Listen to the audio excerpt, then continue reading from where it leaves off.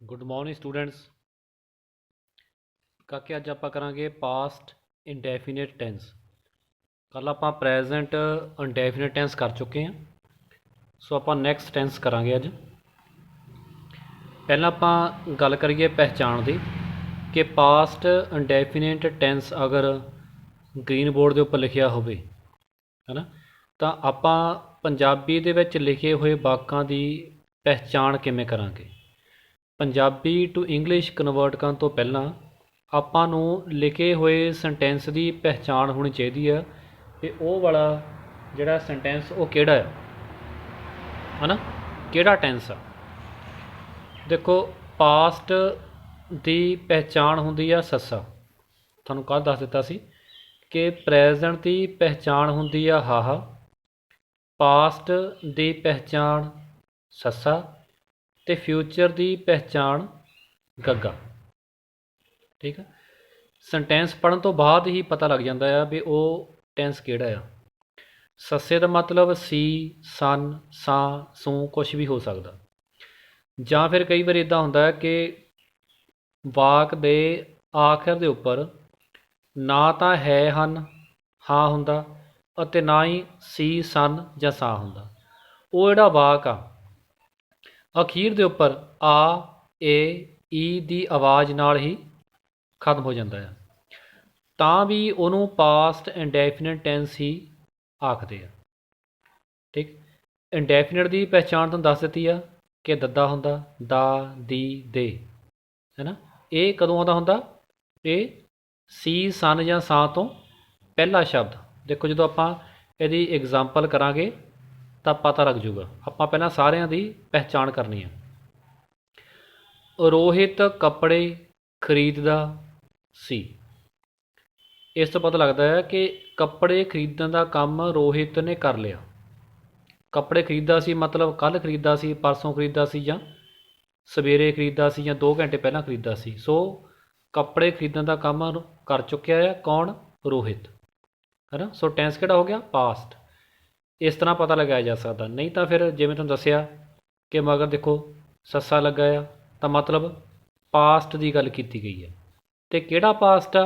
ਆਪਾਂ ਥੋੜ੍ਹਾ ਜਿਹਾ ਪਿੱਛੇ ਤੋਂ ਅੱਗੇ ਨੂੰ ਆ ਜਾਵਾਂਗੇ ਤਾਂ ਆਹ ਦੇਖੋ, ਆ ਦੱਦਾ ਲੱਗਿਆ ਆ, ਦੱਦਾ ਇੰਡੈਫੀਨਿਟ। ਸੋ ਇਹ ਬਣ ਗਿਆ ਪਾਸਟ ਇੰਡੈਫੀਨਿਟ ਬਣ ਗਿਆ।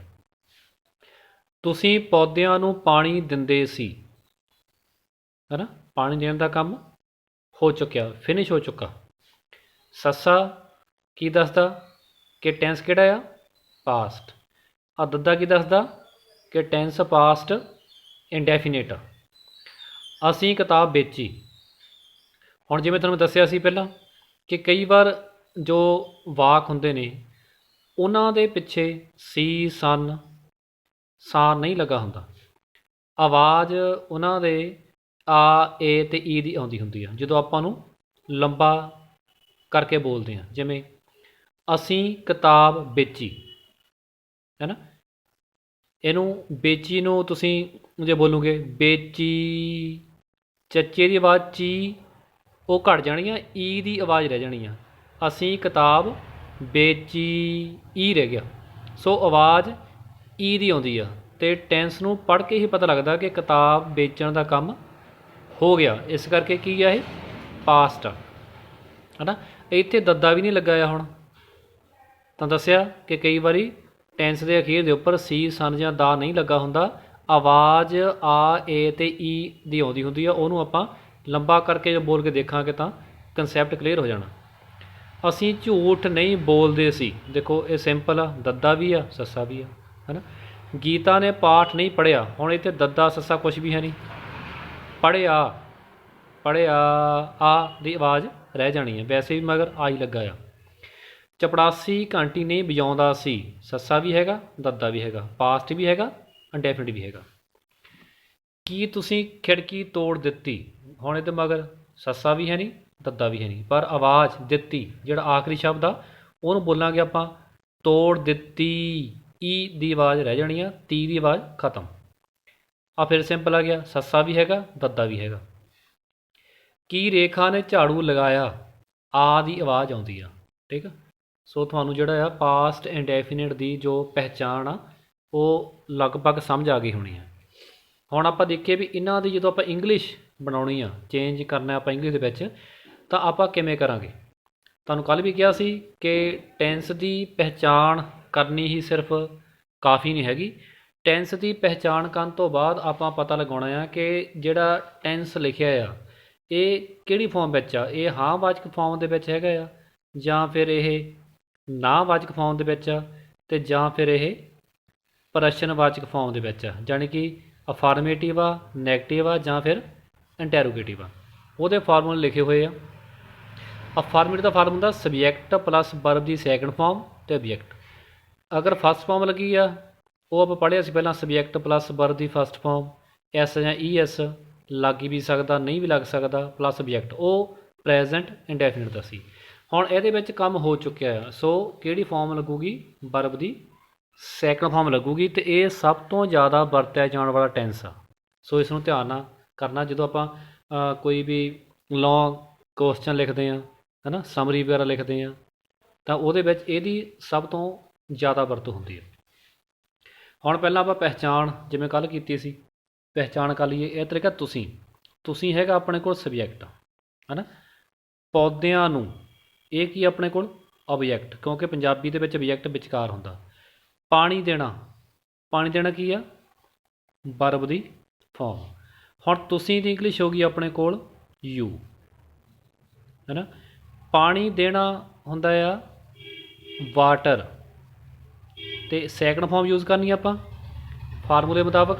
ਇਸ ਕਰਕੇ ਬਣ ਗਿਆ ਇਹ ਵਾਟਰਡ ਬਣ ਗਿਆ। ਪਾਣੀ ਨੂੰ ਵੀ ਵਾਟਰ ਕਹਿੰਦੇ ਆ, ਅਤੇ ਵਾਟਰ ਪਾਣੀ ਦੇਣਾ ਵੀ ਹੁੰਦਾ। ਸੈਕਿੰਡ ਫਾਰਮ ਲਾਤੀ, ਈ ਡੀ ਮਗਰ ਪਾਤੀ। ਅਤੇ ਪੌਦਿਆਂ ਨੂੰ ਕੀ ਹੁੰਦਾ, ਪਲਾਂਟਸ। ਯੂ ਵਾਟਰਡ ਪਲਾਂਟਸ, ਕਿ ਤੁਸੀਂ ਪੌਦਿਆਂ ਨੂੰ ਪਾਣੀ ਦਿੰਦੇ ਸੀ। ਠੀਕ, ਇਹਦੇ ਵਿੱਚ ਐਸ ਜਾਂ ਈ ਐਸ ਦਾ ਕੋਈ ਵੀ ਚੱਕਰ ਨਹੀਂ ਹੈਗਾ। ਅਸੀਂ ਕਿਤਾਬ ਵੇਚੀ। ਹੁਣ ਅਸੀਂ ਕੀ ਹੁੰਦਾ, ਸਬਜੈਕਟ, ਹੈ ਨਾ। ਇਹ ਕਿਹੜਾ ਹੈ, ਅਸੀਂ ਮੀਨਸ ਵੀ, ਅਤੇ ਵੇਚਣਾ ਤੁਹਾਨੂੰ ਪਤਾ ਕ੍ਰੋਸ ਹੋਣਾ, ਵੇਚਣਾ ਹੁੰਦਾ ਸੈੱਲ, ਅਤੇ ਸੈੱਲ ਦੀ ਸੈਕਿੰਡ ਫਾਰਮ ਕੀ ਆ, ਸੋਲਡ। ਕਿਤਾਬ ਬੁੱਕ। ਠੀਕ, ਅਸੀਂ ਝੂਠ ਨਹੀਂ ਬੋਲਦੇ ਸੀ। ਅਸੀਂ ਆ ਗਿਆ ਵੀ, ਦੇਖੋ ਵਿੱਚ ਨਹੀਂ ਸ਼ਬਦ ਆ ਗਿਆ, ਇਸ ਕਰਕੇ ਸੈਂਟੈਂਸ ਚੇਂਜ ਹੋ ਗਿਆ। ਹੁਣ ਹਾਂ ਵਾਚਕ ਨਹੀਂ ਹੈਗਾ ਸੈਂਟੈਂਸ, ਇਹ ਕਿਹੜਾ ਆ, ਨਾ ਵਾਚਕ ਸੈਂਟੈਂਸ ਹੋ ਗਿਆ। ਇਸੇ ਕਰਕੇ ਆਪਾਂ ਨੂੰ ਨੈਗੇਟਿਵ ਫਾਰਮੂਲਾ ਲਗਾਉਣਾ ਪਊਗਾ, ਕਿਉਂਕਿ ਨੋਟ ਜਿਹੜਾ ਆ ਬਿਨਾਂ ਹੈਲਪਿੰਗ ਵਰਬ ਦੇ ਆਪਾਂ ਕਿਸੇ ਵੀ ਸੈਂਟੈਂਸ ਦੇ ਵਿੱਚ ਨਹੀਂ ਪਾ ਸਕਦੇ। ਨੋਟ ਨੂੰ ਸਪੋਰਟ ਦੇ ਲਈ ਹੈਲਪਿੰਗ ਵਰਬ ਦੀ ਲੋੜ ਹੁੰਦੀ ਆ। ਅਤੇ ਹੈਲਪਿੰਗ ਵਰਬ ਕਿਹੜਾ ਹੁੰਦਾ ਆ, ਹੈਲਪਿੰਗ ਵਰਬ ਉਹ ਹੁੰਦਾ ਆ ਕਿ ਉਹਦੀ ਪਾਵਰ ਸੈਂਟੈਂਸ ਦੇ ਵਿੱਚ ਵਰਤੀ ਗਈ ਵਰਬ ਦੀ ਫਾਰਮ ਦੇ ਬਰਾਬਰ ਹੋਣੀ ਚਾਹੀਦੀ ਹੈ ਨਾ। ਹੁਣ ਜਿਵੇਂ ਦੇਖੋ ਇਹਦੇ ਵਿੱਚ ਸੈਕਿੰਡ ਫਾਰਮ ਵਰਤੀ ਜਾਂਦੀ ਆ, ਅਤੇ ਨੋਟ ਪਾਉਣ ਦੇ ਲਈ ਆਪਾਂ ਨੂੰ ਸੈਕਿੰਡ ਫਾਰਮ ਦੇ ਬਰਾਬਰ ਦਾ ਹੀ ਹੈਲਪਿੰਗ ਵਰਬ ਚਾਹੀਦਾ। ਹੁਣ ਇਹ ਦੇਖੋ ਇੱਥੇ ਆਪਾਂ ਲਿਖ ਲੈਂਦੇ ਹਾਂ ਵਰਬ ਦੀ ਫਸਟ ਫਾਰਮ, ਵਰਬ ਦੀ ਸੈਕਿੰਡ ਫਾਰਮ, ਅਤੇ verb the third farm. Do, did ਅਤੇ ਡਨ। ਆਹ ਤਾਂ ਆਪਾਂ ਵਰਤਦੇ ਨਹੀਂ ਹੈਗੇ। ਡਨ ਜਿਹੜਾ ਆ ਹੈਲਪਿੰਗ ਵਰਬ ਦੇ ਤੌਰ ਦੇ ਉੱਪਰ ਡੂ ਅਤੇ ਡਿਡ ਹੀ ਵਰਤੇ ਜਾਂਦੇ ਆ। ਇਹ ਹੈਲਪਿੰਗ ਵਰਬ ਦਾ ਕੰਮ ਵੀ ਕਰਦੇ ਆ, ਅਤੇ ਵਰਬ ਦੀ ਫਾਰਮ ਦਾ ਕੰਮ ਵੀ ਕਰਦੇ ਆ। ਹੁਣ ਇਸ ਕਰਕੇ ਆਪਾਂ ਵਰਬ ਦੀ ਸੈਕਿੰਡ ਫਾਰਮ ਵਾਲੇ ਟੈਂਸ ਦੇ ਵਿੱਚ ਨੋਟ ਸ਼ਬਦ ਦੀ ਵਰਤੋਂ ਕਰਨੀ ਆ, ਤਾਂ ਹੈਲਪਿੰਗ ਵਰਬ ਕਿਹੜੀ ਪਾਵਰ ਦਾ ਲਈਏ ਆਪਾਂ, ਜਿਹਦੀ ਪਾਵਰ ਵਰਬ ਦੀ ਸੈਕਿੰਡ ਫਾਰਮ ਦੇ ਬਰਾਬਰ ਹੋਵੇ। ਹੁਣ ਦੇਖੋ ਤੁਹਾਨੂੰ ਦੱਸਿਆ ਸੀ ਕਿ ਆਪਾਂ ਇੱਥੇ ਡੈਸ਼ ਛੱਡ ਲੈਂਦੇ ਹੁੰਦੇ। ਹੈਲਪਿੰਗ ਵਰਬ ਪਾਉਣ ਲਈ ਆਪਾਂ ਕਾਹਲੀ ਨਹੀਂ ਕਰਦੇ ਕਦੇ ਵੀ। ਨੋਟ ਦਾ ਨੋਟ ਪੈ ਗਿਆ ਆਪਣੇ ਕੋਲ, ਹੈ ਨਾ। ਬੋਲਣਾ ਹੁੰਦਾ ਆ ਟੈਲ, ਅਤੇ ਝੂਠ ਕੀ ਹੁੰਦਾ, ਇਹ ਲਾਈ। ਹੁਣ ਤੁਸੀਂ ਕਹਿਣਾ ਕਿ ਇੱਥੇ ਵਰਬ ਦੀ ਪਹਿਲੀ ਫਾਰਮ ਯੂਜ਼ ਕਰਤੀ, ਜਦ ਕਿ ਆਪਾਂ ਉੱਪਰ ਸੈਕਿੰਡ ਫਾਰਮ ਯੂਜ਼ ਕਰਦੇ ਆ ਰਹੇ ਹਾਂ, ਵਾਟਰਡ, ਸੋਲਡ। ਇੱਥੇ ਟੋਲਡ ਕਿਉਂ ਨਹੀਂ ਪਾਇਆ, ਟੋਲਡ ਇਸ ਕਰਕੇ ਨਹੀਂ ਪਾਇਆ ਕਿਉਂਕਿ ਇੱਥੇ ਆਪਾਂ ਜਿਹੜਾ ਹੈਲਪਿੰਗ ਵਰਬ ਆ ਨਾ, ਉਹ ਹੈਲਪਿੰਗ ਵਰਬ ਦੀ ਸੈਕਿੰਡ ਫਾਰਮ ਦੇ ਬਰਾਬਰ ਦੀ ਪਾਵਰ ਦਾ ਵਰਤ ਲੈਣਾ।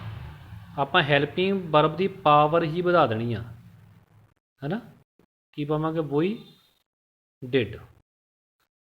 ਡੂ ਨਹੀਂ ਪਾਇਆ ਆਪਾਂ, ਡਿਡ ਪਾਤਾ, ਵੂਈ ਡਿਡ ਨੋਟ ਟੈਲ ਏ ਲਾਈ। ਅਤੇ ਨਾਲ ਇੱਕ ਹੋਰ ਗੱਲ ਇਹ ਕਿ ਕਦੇ ਵੀ ਵਰਬ ਦੀ ਸੈਕਿੰਡ ਫਾਰਮ ਜਿਹੜੀ ਆ ਕਿਸੇ ਵੀ ਸੈਂਟੈਂਸ ਦੇ ਵਿੱਚ ਦੋ ਵਾਰ ਨਹੀਂ ਪੈ ਸਕਦੀ, ਜਿਹੜੀ ਸੈਕਿੰਡ ਫਾਰਮ ਹੋਵੇ। ਦੇਖੋ ਇੱਥੇ did verb the second farm ਦੇ ਬਰਾਬਰ ਦੀ ਪਾਵਰ ਆ ਗਈ, ਇਸ ਕਰਕੇ ਸੈਕਿੰਡ ਫਾਰਮ ਨੂੰ ਫਿਰ ਪਹਿਲੀ ਫਾਰਮ ਕਰਨਾ ਪਿਆ।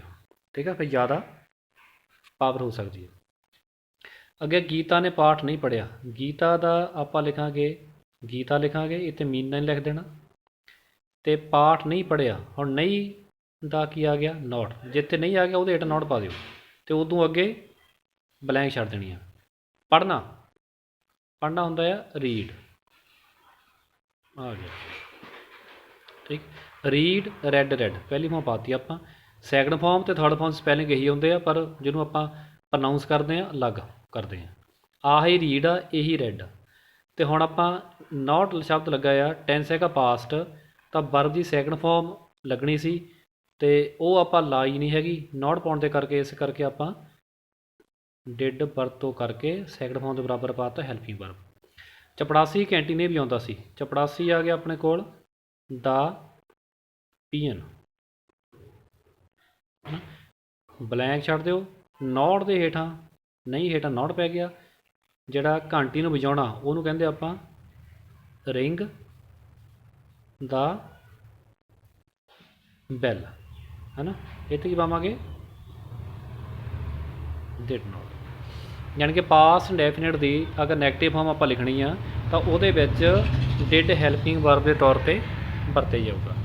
ਹੁਣ ਅੱਗੇ ਕਰਦੇ ਹਾਂ ਆਪਾਂ ਪ੍ਰਸ਼ਨਵਾਚਕ ਇੰਟੈਰੋਗੇਟਿਵ ਸੈਂਟੈਂਸਾਂ ਦੀ। ਕੀ ਤੁਸੀਂ ਖਿੜਕੀ ਤੋੜ ਦਿੱਤੀ? ਤੁਹਾਨੂੰ ਕੱਲ੍ਹ ਵੀ ਕਿਹਾ ਸੀ ਕਿ ਜੇਕਰ ਜਿਹੜੇ ਸੈਂਟੈਂਸ ਕੀ ਤੋਂ ਸ਼ੁਰੂ ਹੋਣ ਉਹਨਾਂ ਦੇ ਪਹਿਲਾਂ ਆਪਾਂ ਬਲੈਂਕ ਛੱਡ ਲੈਣੀ ਹੈ, ਉੱਤੇ ਆਪਾਂ ਹੈਲਪਿੰਗ ਵਰਬ ਪਾਵਾਂਗੇ ਠੀਕ। ਤੁਸੀਂ ਯੂ ਆ ਗਿਆ। ਤੋੜਨਾ ਇੱਥੇ ਆਊਗਾ। ਤੋੜਨਾ ਹੁੰਦਾ ਆ ਬ੍ਰੇਕ, BREAK। ਅਤੇ ਖਿੜਕੀ ਹੁੰਦੀ ਆ ਵਿੰਡੋ, ਅਤੇ ਮਗਰ ਆਪਾਂ ਇੰਟੈਰੋਗੇਟਿਵ ਸਾਈਨ ਉੱਪਰ ਦੇ ਕੇ ਪਾ ਦੇਣਾ। ਹੁਣ ਇੱਥੇ ਫਿਰ ਕਿਹੜਾ ਹੈਲਪਿੰਗ ਵਰਬ ਪਾਈਏ, ਡਿਡ। ਇੰਟੈਰੋਗੇਟਿਵ ਸੈਂਟੈਂਸਾਂ ਦੇ ਵਿੱਚ ਹੈਲਪਿੰਗ ਵਰਬ ਨੂੰ ਸਬਜੈਕਟ ਤੋਂ ਪਹਿਲਾਂ ਪਾਈਦਾ ਹੁੰਦਾ ਅਤੇ ਉਹ ਇੰਟੈਰੋਗੇਟਿਵ ਬਣ ਜਾਂਦੇ ਆ। ਕੀ ਰਾਕੇਸ਼ ਪਤੰਗ ਉਡਾਉਂਦਾ ਸੀ? ਰਾਕੇਸ਼, ਰਾਕੇਸ਼ ਲਿਖ ਦਿਆ। ਅਤੇ ਇੱਧਰ ਪਤੰਗ ਹੁੰਦਾ ਆਪਣਾ ਕਾਈਟ,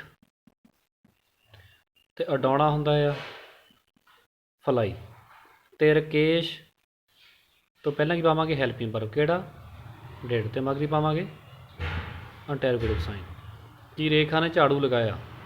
ਰੇਖਾ ਦਾ ਰੇਖਾ ਲਿਖਿਆ ਗਿਆ ਠੀਕ।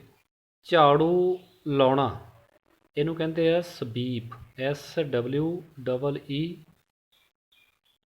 ਅਤੇ ਮਗਰ ਇੰਟੈਰੋਗੇਟਿਵ, ਅਤੇ ਰੇਖਾ ਤੋਂ ਪਹਿਲਾਂ ਹੈਲਪਿੰਗ ਵਰਬ ਕਿਹੜਾ, ਡਿਡ। Did Rekha sweep. ਕੀ ਰੇਖਾ ਨੇ ਸੁੰਭਰ ਲਿਆ ਜਾਂ ਰੇਖਾ ਨੇ ਝਾੜੂ ਲਗਾ ਲਿਆ। ਸੋ ਇਹ ਸੀ ਆਪਣਾ ਪਾਸਟ ਇੰਡੈਫੀਨੇਟ ਟੈਂਸ ਠੀਕ ਆ। Thank you.